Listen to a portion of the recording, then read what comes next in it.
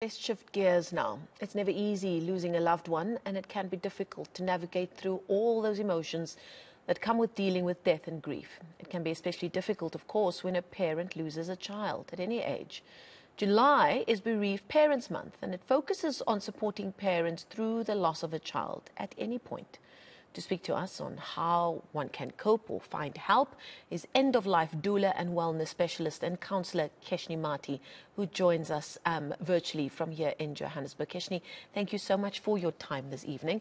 I must admit, I've known of doulas for some time, but normally when you speak with a doula, you're speaking in the context of helping a woman give birth. Well, that's kind of the average understanding of it. I do understand that the work that the doula does and the role that they play is far more deep and vast than that. But I will admit, this is the first time I've heard of an end-of-life doula. Can you explain to us what that is? Well, thank you for the opportunity to be able to do that. So an end-of-life doula, much like a birth doula, basically walks with that individual and their family as they are going through life transitions, which is death. You know, our bodies, just like with birth, it goes through labor and transitions, our minds, our spirits, our souls. And so we serve there to really offer emotional, practical, and spiritual support in the event of death. And it's usually with clients who are transitioning, meaning that they have a chronic or a terminal illness. When it comes to death, the average person would not want to talk about it just generally. But when somebody knows that they are facing the end of that light at the end of the tunnel, if one is to mix up metaphors, they do have to face it. And finding people to talk about it must be extremely difficult. Deciding to become an end-of-life doula must be a real calling. How did you decide that this was something that you felt that you could help people with? You know, it finds you. You know, it really does. It is one of those things where if you look at death as a cold, just single event, it can be quite overwhelming. But if you see the act of dying as a process where you really have the opportunity to fill it with life. So it's a life-filled essence. I mean, dying is a journey and death is just one moment. So being able to be part of somebody's transition and their journey and their walk through that and being able to really support their family through that is a privilege and an honor. And contrary to popular belief, it is filled with a lot of joy moments, a lot of opportunities to close circles, and most importantly, the chance to say goodbye while new memories are being created. Well, walking that difficult journey with an adult is one thing. Somebody who's lived some kind of life, or at least some of it, depending on the age of the person, that's one thing. But as we talk to you, with July being Bereaved Parents Month, is the approach to your work as an end-of-life doula different when you're dealing with parents that are having to come to terms with the death of a child or even a baby? Absolutely. I mean, the death of a child is something that we don't want to fathom. We don't want to admit it. We don't want to see it. But children are getting sick and children do die every day, you know, and it's not just children. It's also those that are unknown, unnamed in the case of miscarriage and stillbirth and IVF and termination. And so being able to speak to those parents, it's really about enabling them to be able to speak about their children, say their name, if they would like to name their baby that they never got to see, and also giving them almost permission to bring this into a life space. You know, the biggest thing is it's like people think that you're contagious, and I'm saying it from a personal perspective because I too am a bereaved parent, and it is tough just even vocalizing. So when you're dealing with parents, it's about empowering them. Your child did exist. They do deserve to still have a legacy, and you can talk about it without fear of stigmatization or, you know, the little hushed voices. And it is okay for you to still find joy in the moments. And it is also okay for you to grieve forever and to parent almost from another realm. So it is a very unique space when we're speaking about bereaved parents, because not only is it the death of their child, but it is also end of life as you know it. All those dreams, all those memories, all those aspirations, and even the title of mom and dad seems to almost dissolve. So it is about enabling that conversation. Firstly, I'm so sorry for your loss. As you mentioned that you too are a bereaved parent. Do you find that parents are more likely to open up to you or feel more comfortable in your space when they find out that they're walking a path that you too have walked at some point? I very rarely share it. I don't know why it came up today, but I guess it's meant to. I mean, Aaron's memory is what propelled me to create the legacy, for him. He was stillborn. And also, this isn't spoken about a lot, but Yeah. I do think that I do add a calmness to the space just purely because I feel like a kindred spirit to those parents. But in dealing with that and in training end-of-life doulas, to be able to carry out this work, it's not really about needing to have experienced the loss.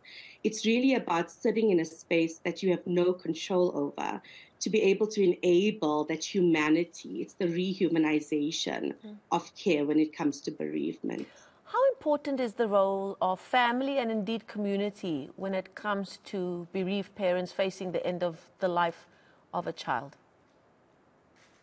It's imperative. A lot of the times our voices and our lips are sealed because we don't know what to say. And so the family can feel like they are walking alone. And it's not really about constantly, being there or maybe making a phone call, but it is about just allowing the permission and acknowledging that this is something that's very unique to them. So the family and the community around them provides that support and that permission to grieve and to talk and to be, and also recognizes this child and can play a major role in the joy factor, not of the death itself, but of a life well lived at any age. When you do enter into a space where, as the end-of-life doula for bereaved parents particularly, how long does that relationship last with those parents? Or does it depend on their own specific story? It depends at what point we are called in. I mean, an end-of-life doula can be there at the point of fatal diagnosis. They can be there at the point of palliative care. They can be there even at the point of remission. So it really depends. We can be with the client for 2 years, for a year, seeing them like obviously between periods, or you can be there only when, they get told there's nothing else we can do.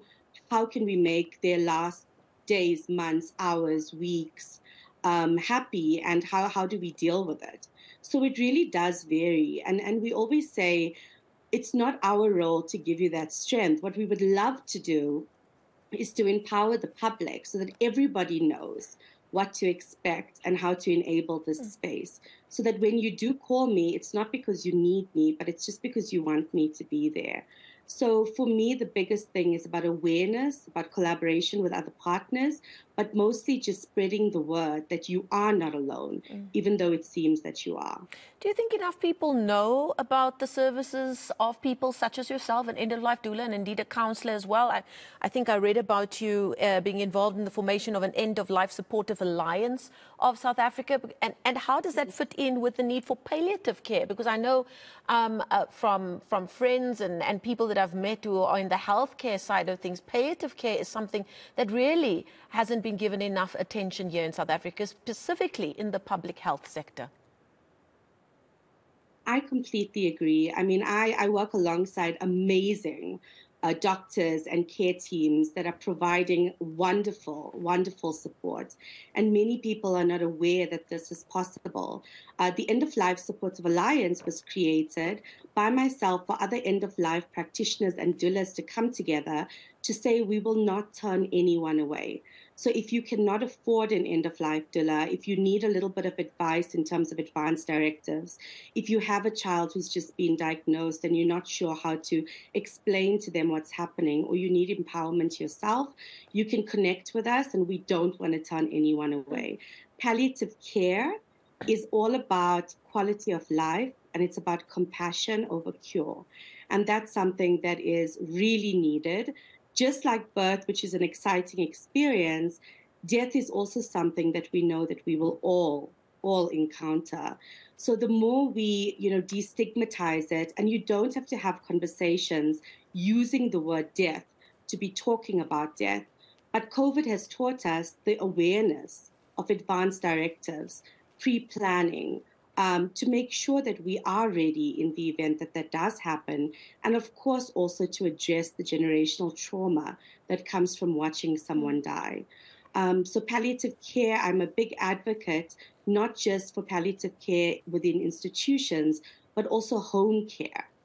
People don't know that you can die at home and you can die in your way, surrounded by beautiful music and people eating and just, gently going into whatever your belief system is. So we do need more awareness. Absolutely, and hopefully we've done just that. Occasionally people might be watching right now. They find themselves in the situation that you have just described. Where can they find out how to get in touch, either with you or somebody who does your kind of work, wherever they find themselves in South Africa?